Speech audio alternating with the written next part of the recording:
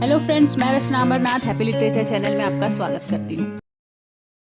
Hello friends, in this video I am going to talk about Greek foundations of literary thought, focusing on two philosopher Plato and Aristotle. तो friends, ये बहुत ही important philosopher थे। इन्होंने खाली कुछ ideas पर debate नहीं किया, बल्कि हमारे थॉट्स को, मतलब हमारा जो थॉट है आर्ट को लेकर, लिटरेचर को लेकर या फिर ह्यूमन नेचर को लेकर, उस थॉट को इन्होंने डायरेक्शन दिया। मतलब हमें बताया कि हम किस तरीके से लिटरेचर को समझे, आर्ट को समझे या फिर ह्यूमन नेचर को समझे। और जो इनका आर्ग्यूमेंट है आज के टाइम पर भी रेलेवेंट है। तो इस वीडियो में हम देखेंगे कि प्लेटो को आर्ट इतना डेंजरस क्यों लगता था, प्लेटो ने पोएट को अपने आइडियल स्टेट से क्यों बैन किया, और इनके जो स्टूडेंट थे एरिस्टोटल, वो प्लेटो से कम्प्लीटली डिसएग्रीड थे।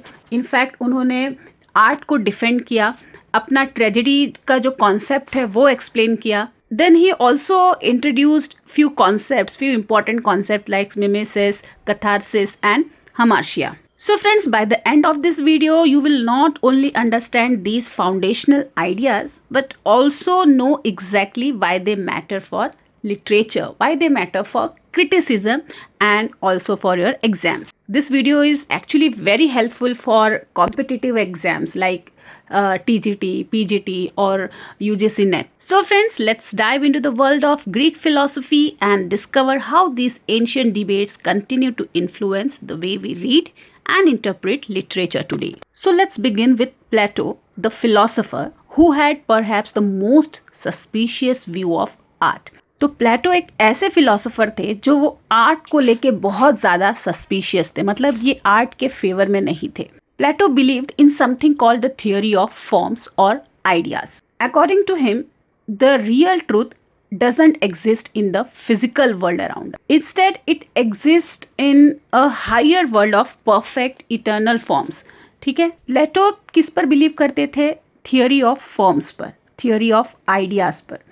उनके अकॉर्डिंग जो रियल चीज़ है वो इस फिजिकल वर्ल्ड में एग्जिस्ट ही नहीं करती। हम जो भी कुछ अपने आसपास देखते हैं वो सब क्या है? कॉपी है। तो प्लेटो के अकॉर्डिंग जो फॉर्म्स है, जो आइडिया है, बस वही सच है, वही ट्रुथ है। जैसे कि समझ लो आप कोई चीज़ इमेजिन कर रहे हो, ठीक है, वो किसी ने अभी तक नहीं सोचा होगा, लेकिन अगर उस इमेजिनेशन को आपने क्रिएट कर दिया, ठीक है, किस ऐसे कुछ फिजिकल फॉर्म दे दिया या फिर आपने उसे कहीं लिख दिया, तो वो भी क्या हो गया? कॉपी हो गया। किस चीज़ का कॉपी? आपने जो अपने माइंड में इमेजिन किया है उसका कॉपी। तो इस तरीके से देखा जाए तो कोई भी चीज़ जो फिजिकल वर्ल्ड में है वो ट्रुथ नहीं है, मतलब कि वो रियल नहीं है, वो रियल चीज़ का कॉपी है। तो जो रियल है वो कहाँ है? हमारे आइडियाज़ में है, हमारे दिमाग में है। लेकिन जैसे ही हम उस आइडिया को एग्जीक्यूट कर देते हैं, बाहर ला देते हैं, तो वो क्या हो जाता है? कॉपी बन जाता है। Let me give you a simple examples.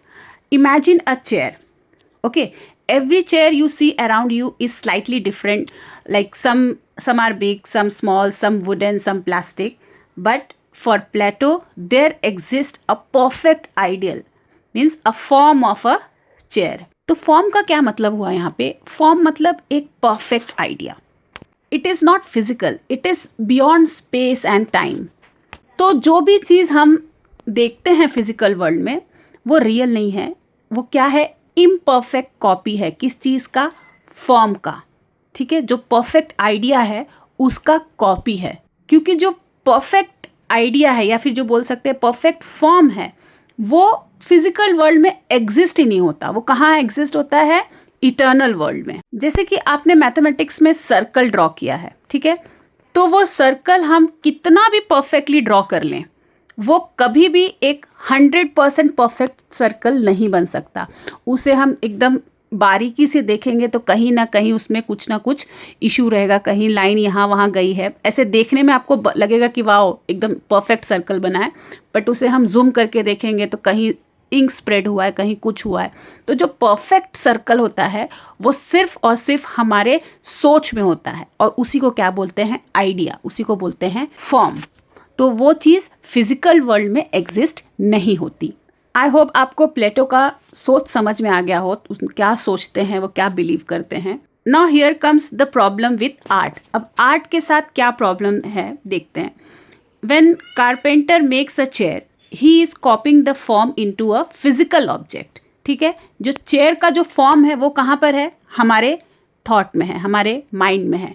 लेकिन जब कारपेंटर उस चेयर को बना देता है तो वो क्या कर रहा है, उसे कॉपी कर दे रहा है एक फिजिकल फॉर्म में। And when an artist paint that chair, he is copying the carpenter's work which is already a copy. ठीक है, कारपेंटर के दिमाग में जो चेयर बना है, जब कारपेंटर उसे फिजिकल फॉर्म दे देता है, मतलब उसको लकड़ी से बना देता है या प्लास्टिक से बना दे रहा है, तो वो क्या कर रहा है, जो उसके दिमाग में जो फॉर्म है उसका कॉपी बना दे रहा है। ठीक है, और जब कोई पेंटर उस चेयर को पेंट कर रहा है तो उस फिजिकल फॉर्म को वो कॉपी कर रहा है। And that's why Plato said that art is nothing but copy of a copy और mimesis, and therefore it is twice removed from the reality, twice removed from the truth। ये बहुत ही important phrase है, twice removed from truth। इसका कैसा मतलब हुआ, जो real form है उसे जब कारपेंटर फिजिकल फॉर्म दे देता है तो वो क्या होता है, once removed from the truth.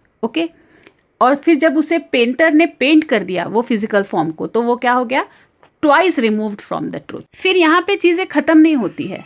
Plato art को डेंजरस भी मानता है, सिर्फ कॉपी ही नहीं बल्कि सोचते हैं कि सोसाइटी के लिए आर्ट जो है वो सही नहीं है, because it appeals not to our rational mind but to our emotion. ठीक है, मतलब ये बोल रहे हैं कि जो भी आर्ट को फॉलो करते हैं, आर्ट को पसंद करते हैं, वो रैशनल थिंकर नहीं होते बल्कि क्या होते हैं, emotional thinker. For example, when you watch a tragic movie, you might cry, you might feel sad or even get carried away. Okay, Plato worried that such emotional influence could corrupt people and distract them from truth and reason. And that's why in his famous book, The Republic, especially in book 10, Plato literally banned poets from his ideal state. Now what is ideal state? Plato ने अपनी book The Republic में poet के against बोला है, in fact poet को ban किया है अपने आइडियल स्टेट से।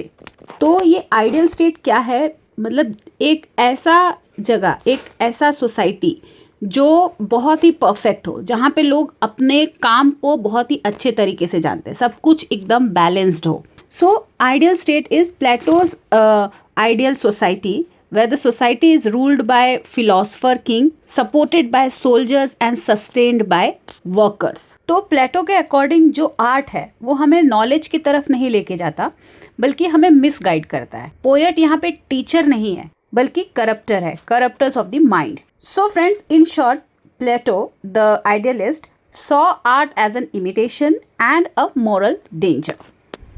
Now here enters Aristotle. ठीक है, एरिस्टोटल की एंट्री होती है जो प्लेटो के बात से डिसएग्री करते हैं।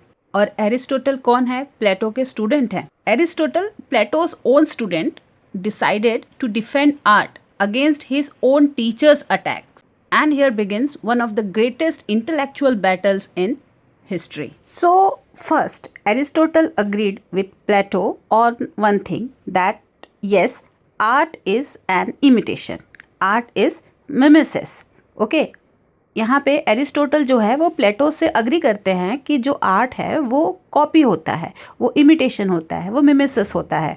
But he immediately added, imitation is not something bad. अगर कुछ कॉपी है, कोई इमिटेशन है, तो वो कुछ गलत नहीं है, कोई चीज़ खराब नहीं है। In fact imitation is natural to human being. ये हमारे लिए नेचुरल है, जब से हम पैदा हुए तब से हम इमिटेशन कर रहे हैं। He give the example of children that before they speak they imitate their parents. So through imitation we learn, we enjoy and we make sense of the world. So for Aristotle, art was not a false copy but a natural instinct. अपने आप ही हम copy करते, एक natural instinct है। Secondly, Aristotle said the value of art doesn't lies in what is imitated. ठीक है, तो जो आर्ट का वैल्यू है वो इस पर नहीं डिपेंड होता है कि क्या कॉपी हुआ है, बल्कि इस पर डिपेंड है कि किस तरीके से कॉपी किया गया, मतलब किस तरीके से आर्ट को रिप्रेजेंट किया गया है, किस तरीके से इमिटेट हुआ है। Okay, it is not about what is imitated but how it is represented. Art doesn't need to show reality as it is. It can show reality as it could or it should B.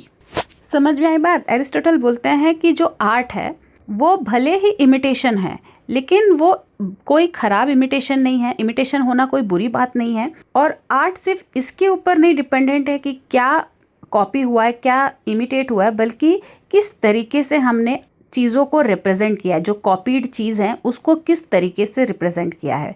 अगर किसी भी चीज़ को हम जैसा है वैसा ही दिखा देंगे तो उसमें कोई क्रिएटिविटी नहीं है, कोई आर्ट नहीं है, और ना ही वो रीडर या व्यूअर्स को इंटरेस्टिंग लगेगा। तो उसमें आर्ट क्या है? इसीलिए आर्ट को थोड़ा बेहतर तरीके से दिखाया जाता है, बेहतर तरीके से उसको इमिटेट किया जाता है ताकि वो इंटरेस्टिंग लगे। Aristotle explain this most famously in his book Poetics where he analysed tragedy. तो यहाँ पे मैं एक चीज़ क्लियर कर दूँ, जो प्लेटो है वो सिर्फ पोम या फिर पोएट पर अटैक नहीं किए हैं, बल्कि आर्ट पर अटैक किए। तो आर्ट में ड्रामा भी है, पेंटर्स भी हैं, ड्रामेटिस्ट भी हैं, पेंटिंग भी है। तो इसलिए यहाँ पर जो एरिस्टोटल है अपने आप को डिफेंड करते हुए, मतलब कि पोएट को या फिर आर्ट को डिफेंड करते हुए उन्होंने ट्रेजेडी का एग्जाम्पल दिया। He broke tragedy into 6 elements. Tragedy को 6 एलिमेंट्स में डिवाइड किया, या फिर ये कह लो कि ये 6 एलिमेंट्स जो है इससे ट्रेजेडी बनता है। तो ये क्या है? Plot, character, thought, diction, melody, spectacles. तो ये जो एलिमेंट्स है उसके इम्पोर्टेंस के अकॉर्डिंग अरेंज किया गया है। तो सबसे इम्पॉर्टेंट है प्लॉट, फिर कैरेक्टर, थॉट, डिक्शन, डिक्शन मतलब जो लैंग्वेज है, फिर मेलोडी जिसमें म्यूज़िक हो, और स्पेक्टिकल। स्पेक्टिकल को यहाँ पे लीस्ट इम्पॉर्टेंट माना गया है। और जो सोल ऑफ ट्रेजेडी है, मतलब जो सबसे इम्पॉर्टेंट एलिमेंट है ट्रेजेडी का, वो है प्लॉट। मतलब किस तरीके से ये जो ट्रेजेडी है या फिर जो ड्रामा है उसे स्ट्रक्चर किया गया है, जिसमें होता है बिगनिंग, जिसमें होता है मिडल पार्ट और एंड। इसे ग्रीक में मिथोस कहते हैं। Then another important element is character means ethos which supports the plot. Then comes thought, dianoia. Thoughts means the process of understanding the ideas or themes.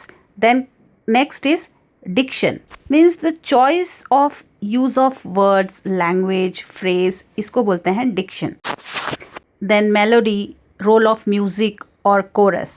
Then the least important is spectacle means the visual aspects of the performance like lights, costumes, background. So Aristotle considered spectacle as a least important. तो यहाँ पे Aristotle ने ये जो 6 elements बताया है tragedy का, उससे वो क्या बता रहे कि एक ट्रेजेडी कैसे बनती है।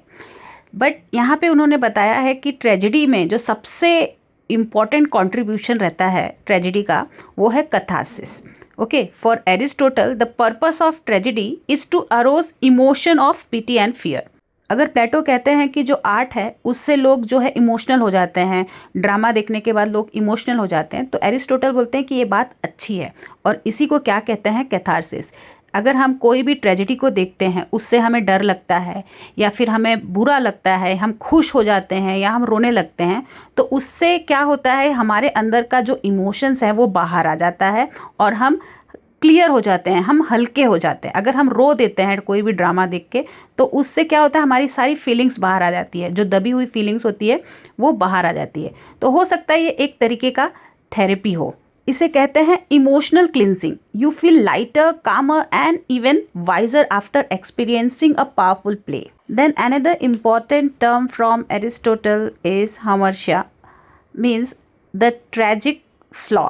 The tragic hero doesn't fall because he is evil but because of a tragic flaw means error of judgment or you can say mistake. अपना ही कोई गलत डिसीजन के वजह से हीरो का डाउनफॉल होना, उसे बोलते हैं hamartia. And this made Aristotle theory more human because here tragedy shows us not villain being punished but ordinary humans like anyone making mistake and facing consequences, even the hero. So where Plato dismissed art as dangerous illusion, Aristotle saw it as meaningful, educational and even therapeutic. तो friends, इस video में बस इतना ही। अगर आपको ये video अच्छा लगा है, आपके लिए हेल्पफुल है, तो प्लीज़ इसे लाइक कर दीजिए, चैनल को भी सब्सक्राइब कर लीजिए। तो मिलते हैं मेरे नेक्स्ट वीडियो में एक नए टॉपिक के साथ। तब तक के लिए आप अपना ख्याल रखिए। बाय।